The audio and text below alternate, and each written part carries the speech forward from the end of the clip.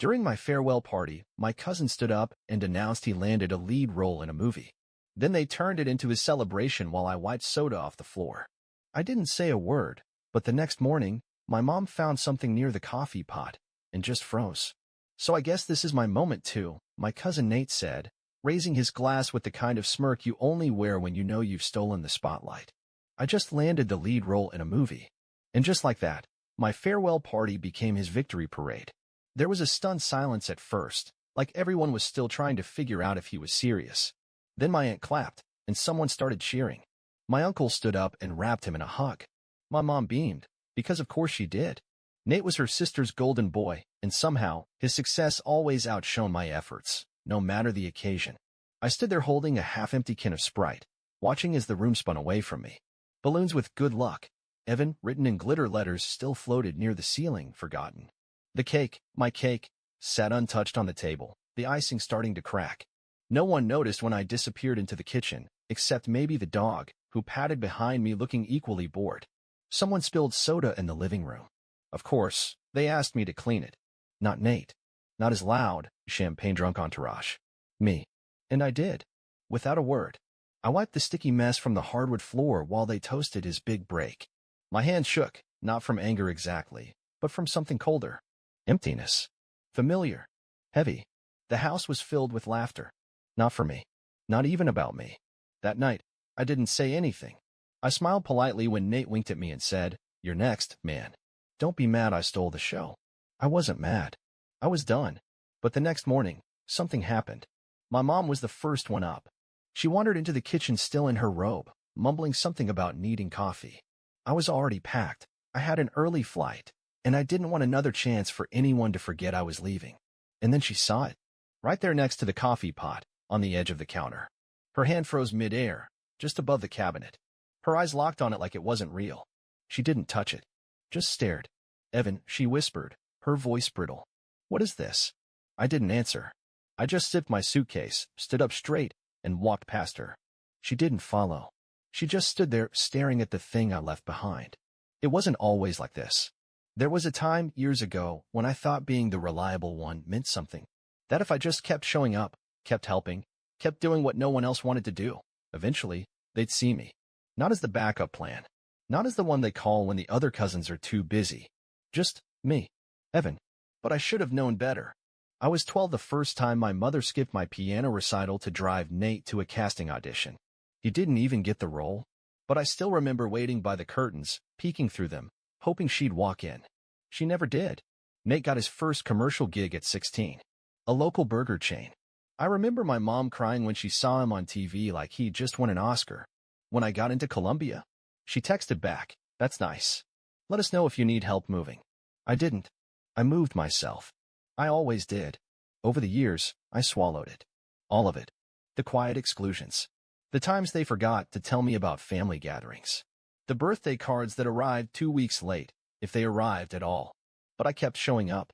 I thought being useful would earn me love. Spoiler, it didn't. When I landed a job offer in Berlin, my dream job, and announced I was leaving, it was supposed to be my moment. My parents insisted we host a small party at our place. To send you off right, my mom said. It felt weird. Too sudden. Too performative. But I agreed. I even helped set it up, cleaned the house, picked out the food, printed banners, bought the decorations myself. They all said, "You're being too extra." But no one else offered to help. No one cared what music I liked, or what cake I wanted. And then, Nate walked in, flashed his $1,000,000 smile, and hijacked the whole night. But that wasn't even the worst part. That came later, around midnight, after everyone had left. I overheard my mom in the kitchen, washing dishes and talking on the phone. "Honestly, it's probably for the best that he's leaving," she said. "Evan's just not the star of this family. Never was. Always so serious, you know? The Berlin job will keep him busy, maybe teach him to stop overcompensating." I didn't confront her. I didn't make a scene. Instead, I went to bed. And in the morning, I woke up early, packed quietly, took my last walk through the house. Then I opened the drawer where we kept old receipts and pulled out the envelope. I'd found it a week ago by accident. One of those moments where the universe gives you exactly what you need. It was a copy of my bank statement. Only, it wasn't mine anymore. Someone had been using my account to funnel money into Nate's acting career. Private coaching, headshots, even flights to LA. And the signature authorizing it? My mother's.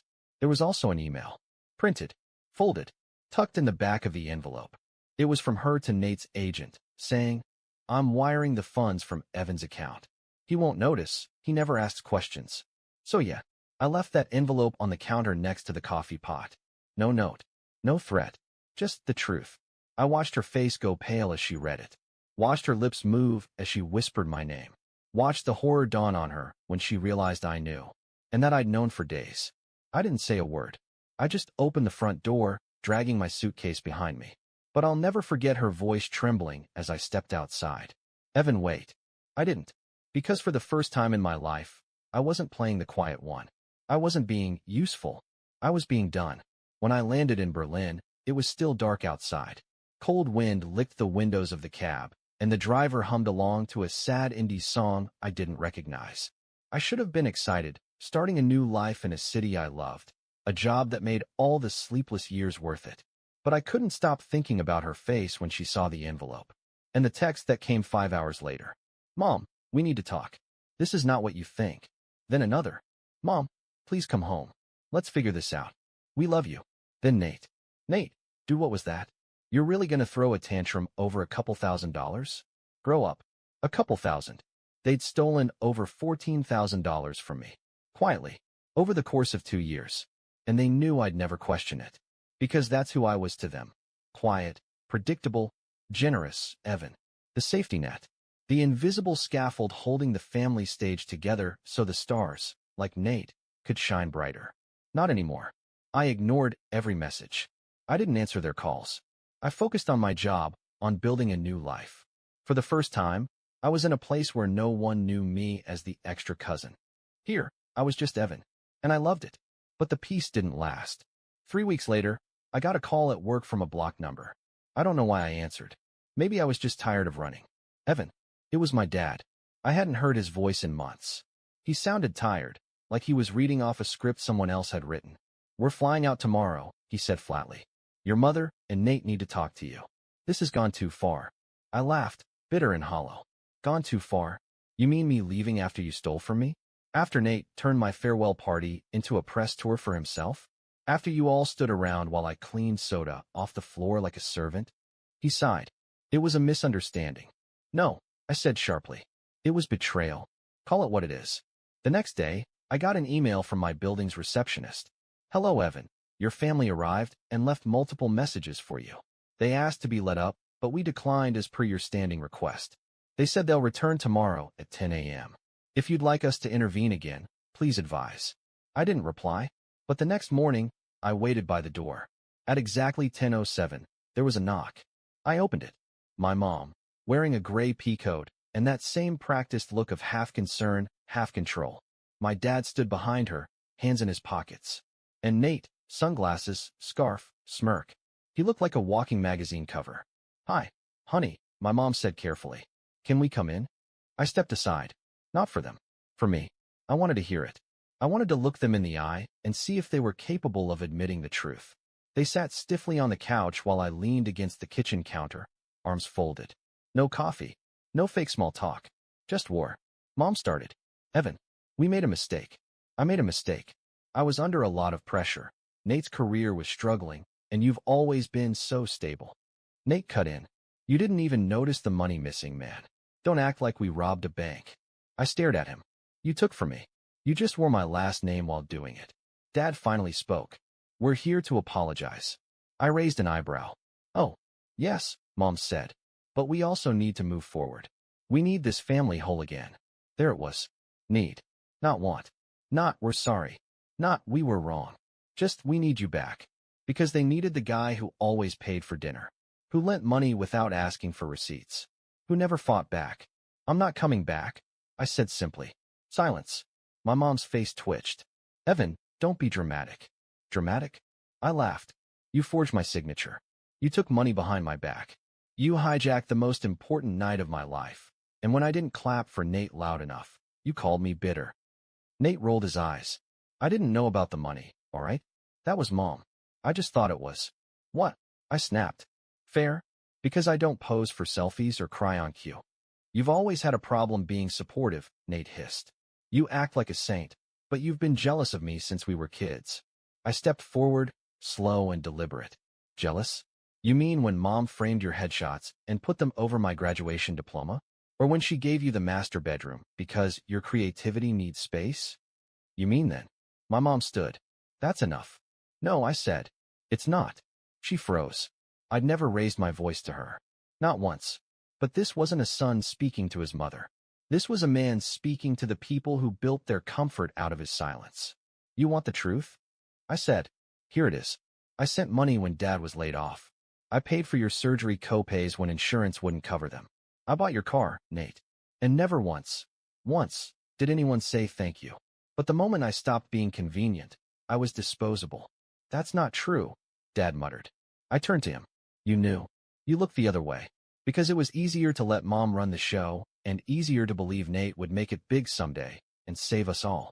I will make it, Nate snapped. I hope you do, I said. Because from now on, you're paying your own bills. Mom crossed her arms. We came here to make peace. No, I said. You came here to reset the cycle. So I'd forgive and forget, and go back to being your human wallet. Dad stood, his voice low. Evan, listen. I have been listening, I snapped. My whole life. And now it's your turn. I walked over to my desk and pulled out a file. Inside, a notarized statement revoking my parents' access to my shared accounts. A fraud report. A list of transactions I'd already submitted to the bank. I handed them the envelope. Nate stared at it like it was a live grenade. You wouldn't. I already did. You're blowing up the family over money? Mom asked, eyes wide. No. I said, calm now. I'm tearing down the illusion that I ever had a real family to begin with.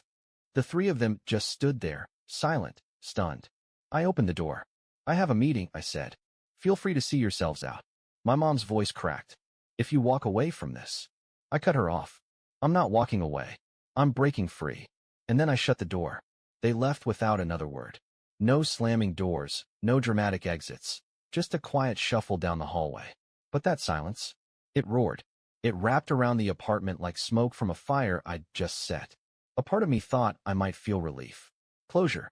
But I didn't. Not yet. Because I knew what came next. The performance. The rewritten story. The guilt trip. The manipulation. They wouldn't let me go quietly. Not when I'd finally become the villain in their version of events. It started that night. Mom, I can't believe you would do this to your own family. Dad, we flew across the world for you. Nate, you're overreacting. And then came the Facebook post. From my mother's page. We try to do everything for our children. Sometimes they forget who's been there the most. We raised a son, not a stranger. But God sees all. God sees all. Yeah, he does. And I bet he kept the receipts too. I didn't reply. I didn't post. I didn't defend myself. I just watched. Comments flooded in. Distant relatives, church friends, even my middle school music teacher chimed in with prayers and sympathy. He'll come around, they said. Kids get cold sometimes. So sorry you're going through this, Mary. Not one of them asked what happened. Not one of them thought maybe, just maybe, the quiet kid finally snapped because he was pushed too far. But that was fine. Because while they were busy crying over a carefully curated Facebook pity party, I was rebuilding. And I was starting with myself. The first night after they left, I didn't sleep.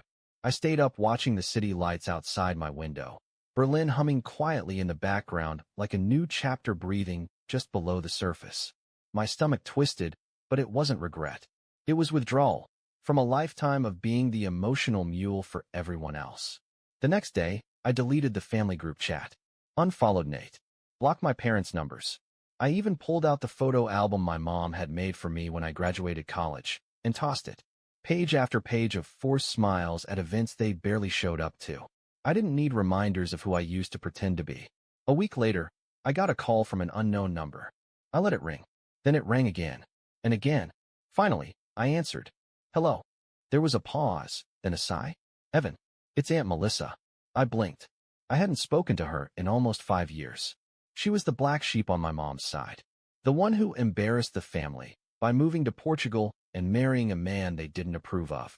I heard what happened, she said softly. I waited for the judgment. The lecture. The subtle shaming. But instead, she said, good for you. I froze. What? I saw the post. Your mom's always been good at playing saint. But you? You've always been the strongest one. You just didn't know it. I sank into my chair. I didn't think anyone saw it. We saw it, she said. Some of us always did. We were just too scared to say anything. That was the first time I cried. Not because I was sad. Because someone, somewhere, finally got it. The fallout grew louder before it got quieter. Nate posted a tell-all podcast episode about toxic siblings. He didn't name me, but he didn't have to. Everyone knew. Then a tabloid picked it up. Up-and-coming actor Nathaniel Green opens up about betrayal, family, and how Hollywood healed his pain. I laughed so hard I nearly dropped my coffee. Hollywood healed his pain? I paid for his first 3 acting coaches. I covered his rent in LA for a year while he found himself. But sure, he was the victim. I got messages from random strangers. Some defending him. Some calling him spoiled. One girl wrote, "Thank you. My brother's the Nate in our family." I thought I was the only one who saw it. That one? I screenshotted and saved. A month passed. Then 2. And something strange happened. Peace. No more surprise calls. No more backhanded guilt texts. No more being dragged into other people's messes. I'd wake up, make coffee, walk to work, go out for drinks with new friends, laugh, really laugh, without checking over my shoulder to see who needed saving. I started sleeping through the night. I signed up for German classes, joined a photography club, said yes to a date for the first time in 2 years. And every time I did something just for me, I remembered the way my mom's face crumbled when I said, "I'm not walking away. I'm breaking free." Because that was the truth. This wasn't about revenge or punishment. It wasn't about taking something from them. It was about giving something back to myself. Then came the final test. An email from Nate. "Hey, just wanted to say, I get it now. Maybe not all of it, but enough. You were right. No excuses. No fake humility. Just that." He didn't ask for forgiveness, and I didn't offer it, but I replied, "Thanks for saying that. Hope you find your peace." That was it. The final page. And for the first time in my life, I didn't feel like a background character in someone else's story. I felt like the author. Sometimes I catch myself reaching for my phone. Instinct, I guess. To send a photo, a message, a joke only my family would get. Then I remember, there's no we anymore. And for the first time in my life, that thought doesn't sting. It frees me. Because I finally realized something no one in my family ever wanted me to know. I'm not broken. I'm just untrained in betraying myself. They taught me to shrink, to nod, to carry burdens that weren't mine and call it loyalty, to bleed quietly in exchange for crumbs of validation. But those days are over. They don't get to narrate my story anymore. I do. I thought the hardest part would be cutting ties, but it wasn't. The hardest part was releasing the hope that someday they'd change, that someday I'd matter. I don't hope for that anymore. And strangely, that's where peace began. A few weeks ago, I stood at a train station in Berlin. A crisp spring morning, sun cutting through cold air. I was sipping coffee when a woman bumped into me and apologized in German. I replied fluently. She smiled. I smiled back. It hit me then. I belong here. Not just in this city. In this skin. This body. This voice that no longer shakes when I speak.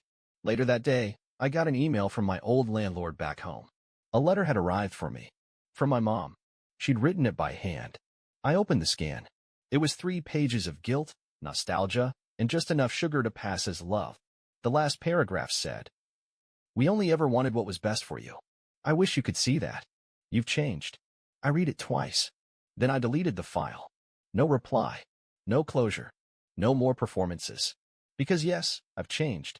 I no longer believe that being related to someone gives them the right to hollow you out. You know what's funny? They used to call me the quiet one. I wasn't quiet. I was watching, learning, surviving. And now? I'm louder than all of them. Not in noise, but in action. In the way I live. I'm building something here. Real friendships. A job I love. A home where I don't flinch when the phone rings. A version of myself that feels undeniably true. Last weekend, I hosted a dinner for new friends. We drank wine on the balcony, talked about music, books, stupid dating stories. Someone asked about my family. I smiled and said, "I had one once, but I upgraded." They laughed.